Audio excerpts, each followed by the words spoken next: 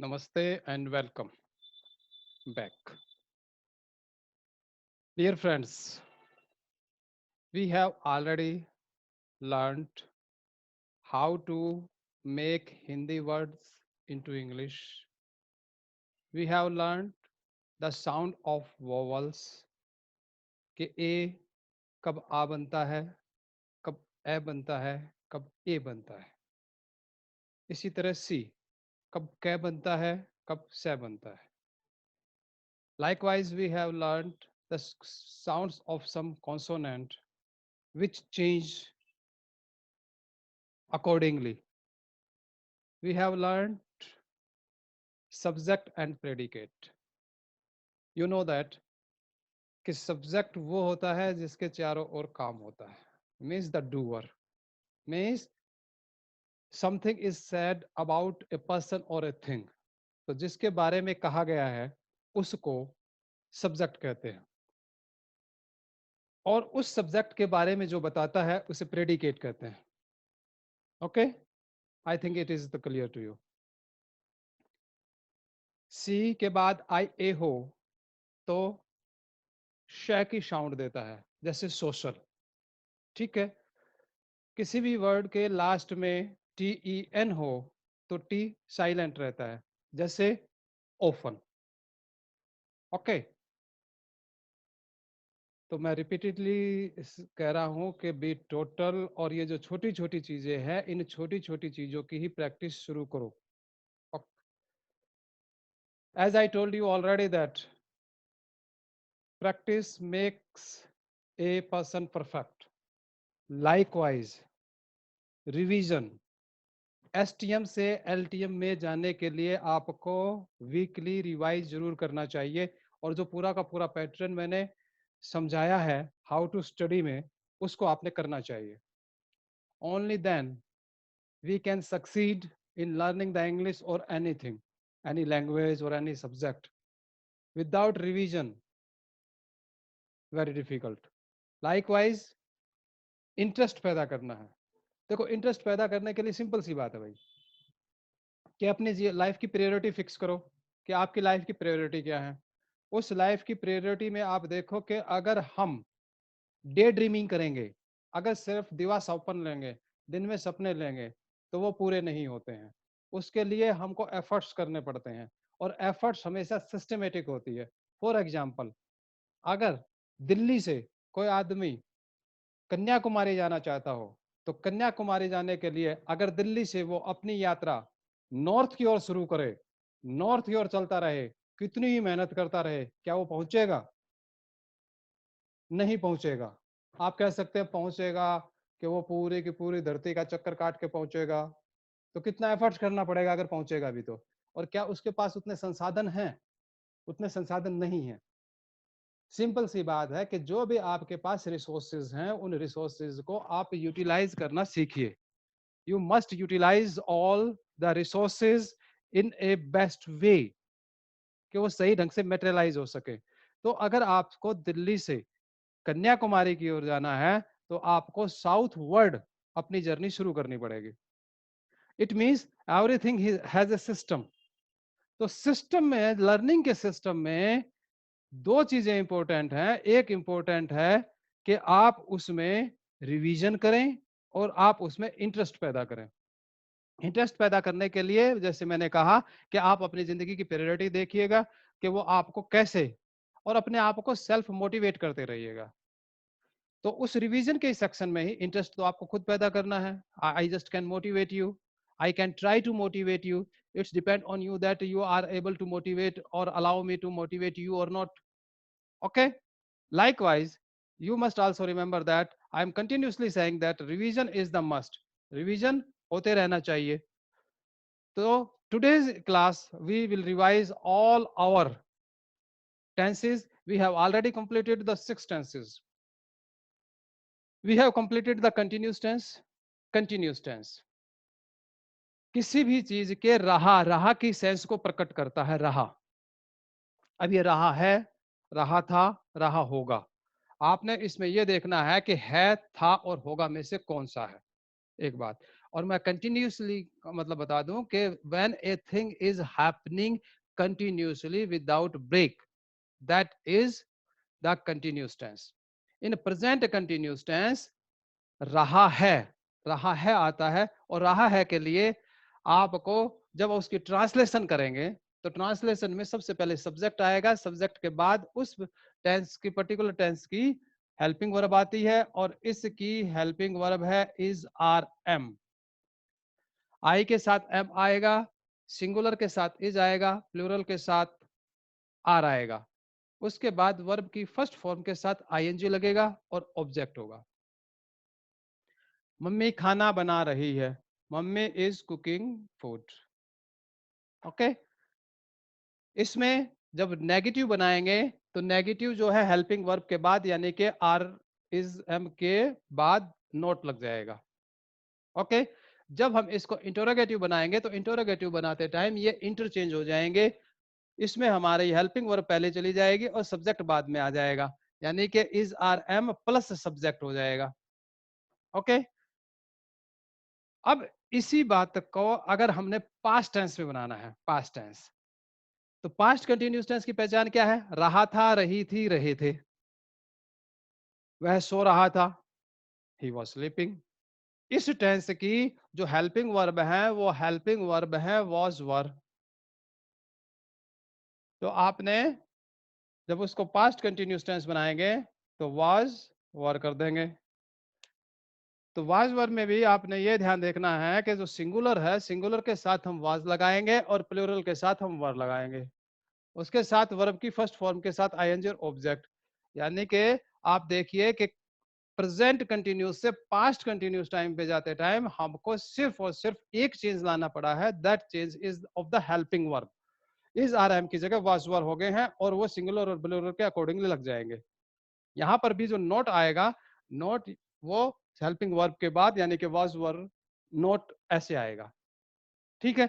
इसमें भी जब हम इसको इंटरोगेटिव बनाएंगे तो इंटरोगेटिव बनाते टाइम ये इंटरचेंज हो जाएंगे. वाज वर से सेंटेंस स्ट्रक्चर शुरू होगा, उसके बाद सब्जेक्ट आएगा वर्ब की फर्स्ट फॉर्म के साथ आईएनजी और ऑब्जेक्ट. अब है future continuous tense. Future continuous tense में आपको ये ध्यान देना है कि इसमें फ्यूचर को बताने वाले वर्ड्स जरूर होने चाहिए. तो फ्यूचर को बताने वाले वर्ड्स कौन से हैं भाई? फ्यूचर को बताने वाले वर्ड्स वो हमारे पास दो वर्ड्स हैं मेनली. नेक्स्ट. नेक्स्ट अकेला नहीं होता है, नेक्स्ट के साथ संडे, महीने के नाम, साल के नाम. नेक्स्ट वीक यानी कि next week, next month, next August, next hour, anything इस तरह से. और जो दूसरा वर्ड होता है वो दूसरा वर्ड होता है टुमारो. तो इन दोनों में से अगर एक हो और वो रहा है की सेंस दे रहा हो, रहा था की सेंस, रहा होगा की सेंस दे रहा हो, तो हम उसको फ्यूचर कंटिन्यूस टेंस में बदलेंगे. और फ्यूचर कंटिन्यूस टेंस में बदलते टाइम हमारी जो हेल्पिंग वर्ब है, याद रखना I am repeatedly saying the just helping verb will change. Shall will be means क्या चेंज आया? सेल विल और बी. आईवी के साथ सेल और बाकी सबके साथ विल लगेगा. तो तीनों के तीनों टेंसेस में जो बेसिक रूप से चेंज आया है वो बेसिक रूप से चेंज आया है हेल्पिंग रूप में और उसकी ट्रांसलेशन करते टाइम उसकी पहचान में. यानी कि रहा है, रहा था, रहा होगा, और प्रेजेंट में इज आर एम, पास्ट में वॉज वर, और फ्यूचर में shall be, will be. Okay. अब इसमें एक बात विशेष रूप से समझने की है इस टेंस में कि where we put the not. अगर नेगेटिव सेंटेंस है तो हम उसको नॉट को कहां लगाएंगे? नॉट को हमेशा जितनी भी हेल्पिंग वर्ब्स होती हैं पहली हेल्पिंग वर्ब के बाद लगाते हैं सिंपल सेंटेंसेस में. यानी कि see sell will not be verb की फर्स्ट फॉर्म के साथ आईएनजी और ऑब्जेक्ट. अब इसके इंटरोगेटिव में भी आपको ध्यान देना चाहिए. इंटरोगेटिव में क्या होगा कि सिर्फ और सिर्फ ये दोनों ही चेंज होंगे, ये पूरे का पूरा चेंज नहीं होगा. सेल भी आगे नहीं जाएगा, सिर्फ सेल और विल में से आगे जाएगा एक. Shall will plus subject plus be और वर्ब की फर्स्ट फॉर्म के साथ आईएनजी और object. Okay. Now perfect tense. What is means the perfect? Perfect means that a thing has finished at that time, in the past time, or will be finished in the future. इसकी translation के time पे जो simple सी पहचान है वो last में आ है, ई है, ए है। मीन्स खा लिया है, सो लिया है, रो लिया है, खेल लिया है, इस तरह के बस। और इसके साथ आपने ये भी देखना है कि कहीं कहीं आपको चुका है, चुकी है, चुके हैं वगैरह मिलेगा। तो चुका है, चुकी है, चुके हैं वगैरह आप देख के उसको ये समझ लेना कि ये प्रेजेंट परफेक्ट टेंस है। ट्रांसलेशन की बात कर रहा हूं। अब उसमें आपने क्या करना है कि सबसे पहले जब उसका प्रेजेंट परफेक्ट टेंस की बात मैं कर रहा हूं कि सब्जेक्ट सब्जेक्ट के बाद उस टेंस की हेल्पिंग वर्ब है हैज और हैव। आई, वी, यू, दे और प्लूरल, इनके साथ हैव लगता है। और जितने भी सिंगुलर हैं, ही, सी, इट और कोई भी सिंगल नेम, उनके साथ हैज लगता है। और बहुत ही आसान बात है कि इसके बाद आपके वर्ब की थर्ड फॉर्म लगती है। और ऑब्जेक्ट मीन्स सब्जेक्ट, सब्जेक्ट के बाद हैज हैव प्लस वर्ब की थर्ड फॉर्म और ऑब्जेक्ट। हैज हैव मैंने बता दिया है कि कहाँ लगता है। मैं रिपीट कर दूं, आई, वी, यू, दे और प्लूरल के साथ हैव लगता है और सिंगुलर के साथ हैज लगता है। Clear friends? अगली बात, अब इसमें नोट कहाँ लगेगा? वही सिंपल सी बात है भाई, है ना? कि पहली हेल्पिंग वर्ब के, इसमें तो एक ही हेल्पिंग वर्ब है हैज हैव, तो हैज हैव के बाद नोट लग जाएगा। जब हम इसका नेगेटिव कंस्ट्रक्शन करेंगे तो subject has have plus note plus verb की थर्ड फॉर्म प्लस ऑब्जेक्ट। जब हम इसका इंटेरोगेटिव बनाएंगे यानी कि प्रेजेंट परफेक्ट का इंटेरोगेटिव बनाएंगे, क्या वाला सेंटेंस बनाएंगे, तो हम इस सदा की तरह इनको आपस में इंटरचेंज कर देंगे। यानी कि हैज हैव पहले आ जाएंगे और उसके बाद सब्जेक्ट आ जाएंगे। They will change their places, interchange. Okay, क्या वाले में। अब इसमें जो सबसे इंपॉर्टेंट 6 के 6 टेंसेस में है जो समझने लायक है वो है पास्ट परफेक्ट टेंस। क्योंकि पास्ट परफेक्ट टेंस कभी भी अकेला नहीं आता है, याद रखना। पास्ट टेंस में या तो समय को बताने वाले कनेक्टर होंगे, मींस टाइम कनेक्टर होंगे, till, still, already, scarcely, recently, as soon as, इस तरह के वर्ड्स होंगे। या ये दो सेंटेंस इकट्ठे होंगे, जैसे मैंने बताया कि माली के आने से पहले बच्चे फूल तोड़ चुके थे। अब इसमें दो काम हो रहे हैं, बच्चों का फूल का तोड़ना और माली का आना। इसमें जोन सा काम कंप्लेशन में है, ठीक है, जिस काम में कंप्लेशन है उसको हम पहले लेके जाएंगे। पहले लेके जाएंगे मतलब कि वो ये दो तरह से सेंटेंस बनेगा। यानी कि सब्जेक्ट हैड प्लस वर्ब की थर्ड फॉर्म प्लस ऑब्जेक्ट, और इसके बाद कनेक्टर होगा और कनेक्टर के बाद पास्ट इंडेफिनिट टेंस यूज किया जाएगा, सब्जेक्ट वर्ब की सेकंड फॉर्म और ऑब्जेक्ट। अगर दो टेंस नहीं है तो फिर टाइम कनेक्टर होगा, और टाइम कनेक्टर भी नहीं है मींस अगर ये दोनों के दोनों नहीं है तो भले ही उसकी पहचान पास्ट परफेक्ट जैसी दिखाई देती हो, आपको उसको पास्ट इंडेफिनिट टेंस में ही बनाना है। उसने खाना खा लिया था, मैं कह रहा हूं कि लिया था। अब लिया था की जो पहचान है वो पहचान आपको दिखाई दे रही है परफेक्ट टेंस जैसी, लेकिन ना तो इसमें टाइम कनेक्टर है और ना ही इसमें दूसरा काम हो रहा है। ऐसी स्थिति में भले ही उसकी पहचान पास्ट परफेक्ट टेंस जैसी है, आपने उसको पास्ट इंडेफिनिट टेंस में ही बनाना है, ठीक है। या फिर उसको पास्ट परफेक्ट टेंस में तभी बना सकते हैं जब उसमें टाइम कनेक्टर्स दे रखे हो। टाइम कनेक्टर्स मैंने आपको बता ही दिए कि till, still, already, as soon as, recently, इस तरह के वर्ड्स आपको मिलेंगे। ओके, अब जब हम इसको नेगेटिव सेंटेंस बनाएंगे तो नेगेटिव सेंटेंस बनाते टाइम हैड के बाद नोट लग जाएगा। यानी कि सब्जेक्ट हैड, नोट वर्ब की थर्ड फॉर्म, ऑब्जेक्ट। उसके बाद टाइम कनेक्टर होगा बिफोर हो सकता है, आफ्टर हो सकता है, टिल हो सकता है, ठीक है, स्टिल हो सकता है, इस तरह के वो, समझे? और फिर उसके बाद पास्ट इंडेफिनिट टेंस यूज किया जाएगा। पास्ट इंडेफिनिट टेंस क्या है? सब्जेक्ट है, वर्ब की सेकंड फॉर्म है, ऑब्जेक्ट है। ओके? अब इसके जब हम क्या बनाएंगे, यानी कि इसका इंटरोगेटिव बनाएंगे, तो एज यूजुअल ये आपस में इंटरचेंज हो जाएंगे। हेड पहले चला जाएगा, सब्जेक्ट बाद में आ जाएगा। तो हेड, सब्जेक्ट, वर्ब की थर्ड फॉर्म, ऑब्जेक्ट। और अगर इसका इंटरोगेटिव प्लस नेगेटिव बनाएंगे, तो उसमें हैड, सब्जेक्ट और फिर नोट आएगा। ओके? अब हम करेंगे future perfect tense.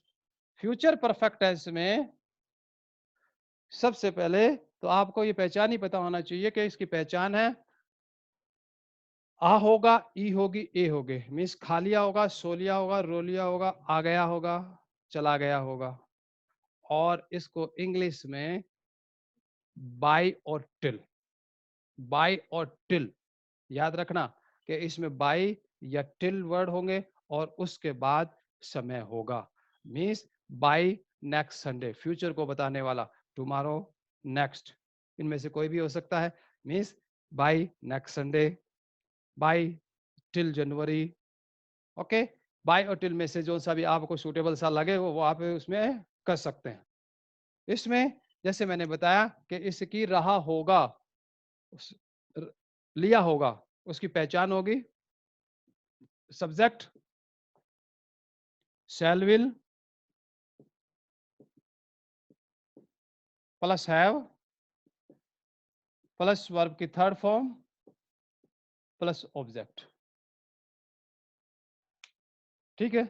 Subject shall will, ivy के साथ shall, बाकी के साथ will, हैव वर्ब की third form, object. Has have का इसमें कोई वो इश्यू नहीं है। आपको इसमें सिर्फ और सिर्फ हैव लगाना है। ये सोच के कि ये सिंगुलर है इसलिए हैज लगा दे, हैज नहीं लगाना है, आपको ये हैव ही लगाना है। I think it is clear to you.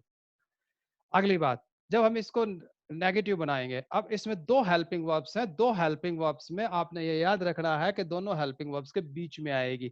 या इसको और अच्छे ढंग से याद रखने के लिए आप ये सोचिए कि सेल विल, यानी कि पहली जो हेल्पिंग वर्ब है उसके बाद नॉट आएगा। ठीक है? तो नेगेटिव सेंटेंस में subject shall will plus not plus have plus verb की थर्ड फॉर्म और ऑब्जेक्ट हो जाएगा। ओके? क्लियर? अब इसको जब हम इंटरोगेटिव बनाएंगे, तो इंटरोगेटिव बनाते टाइम एज यूजुअल हम इनको इंटरचेंज कर देंगे। शैल विल से सेंटेंस स्ट्रक्चर शुरू होगा और उसके बाद सब्जेक्ट आएगा और सब्जेक्ट के बाद है वर्ब की थर्ड फॉर्म और ऑब्जेक्ट आ जाएगा। ओके? और अगर क्या नहीं वाला सेंटेंस है, तो शैल विल, सब्जेक्ट, नॉट और फिर हैव। देखिए क्या नहीं वाले में हैव से पहले नोट आएगा। ठीक है? शैल हैव नॉट नहीं होगा, शैल नॉट हैव आएगा। Okay? I think it is clear to you. और आपको ये ध्यान रखना है कि आपको इनकी रेगुलरली प्रैक्टिस करनी है। ठीक है? अब भाई बिना प्रैक्टिस के तो देखो कुछ होता नहीं। तो you must practice as much as you can. और अपनी तरफ से सेंटेंस बनाओ, अपनी थिंकिंग को चेंज करो। Try to think in English. If really you want to fluent in English speaking, you must try to talk with yourself in English. That's the only way. और बीच बीच में अगर बोल के भी देखोगे तो उसमें फ्लुएंसी आएगी। ओके? देखो, मैं आपको एक उदाहरण देके बताता हूँ। फिल्म इंडस्ट्री है। फिल्म इंडस्ट्री में बढ़िया एक्टर कौन माने जाते हैं? बढ़िया एक्टर माना जाता है अमिताभ बच्चन, दिलीप कुमार, नसीरुद्दीन शाह। ये जो इस तरह के लोग हैं, अगर तुम ध्यान से देखोगे, अब एक्सप्रेशन की वाइज तो देखोगे तो एक्सप्रेशन सारे एक जैसे ही दे रहे हैं। अगर आप ध्यान से देखोगे, जो उनकी बोलने की फ्लुएंसी है, वो फ्लुएंसी इंपॉर्टेंट, वो बहुत इंपॉर्टेंट। तो फ्लुएंसी यानी कि वो जो रेगुलर स्पीड है, वो बिना अटके बोल रहे हैं, जिस वो फ्लो में बोल रहे हैं, जिस वो अंदाज में बोल रहे हैं, दैट इज इंपॉर्टेंट। और वो तभी आएगी जब आप 5-10 मिनट बोलोगे। आपको याद होगा कि स्कूलों में हम क्या करते थे? रीडिंग करवाते थे। अब सिलेबस इतना हो गया है कि जैसे इंग्लिश सब्जेक्ट है, हर स्कूल में ऑलमोस्ट 4 बुक्स हैं। अब वो टीचर उस सिलेबस को पूरा करवाए या हमारा रीडिंग करवाए, तो ये सेल्फ स्टडी में ही होगा और ये आपको करना है। I think it is clear to you. It is a revision. In the next class, we will start a new topic. And I repeatedly saying, please practice, practice, practice. And always feel free to connect with me. I am always posting my email ID in the introduction sections at YouTube. And ID is omapete@gmail.com. Okay? If you are not able to see it, I am writing here for you. omapete@gmail.com। हमारे Facebook ID भी है ओमा academy. Academy की spelling इस तरह से है, इस नाम से हमारे फेसबुक पे पेज के बजाय सीधा प्रोफाइल ही बना दिया है मैंने।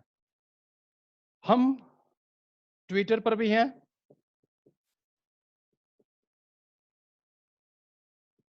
ट्विटर पर है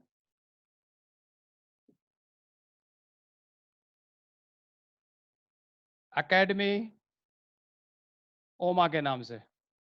एकेडमी, ये एकेडमी की स्पेलिंग ध्यान से देख लेना, ठीक है। तो फ्रेंड्स, ज़्यादा से ज़्यादा सब्सक्राइब कीजिए और ज़्यादा से ज़्यादा लोगों तक पहुंचाइए, क्योंकि मैं बहुत ही सिंपल लैंग्वेज में आप लोगों तक पहुंचने की कोशिश कर रहा हूं, इंग्लिश सिखाने की कोशिश कर रहा हूं। Okay, I think it's enough for today. Okay dear friends, thank you.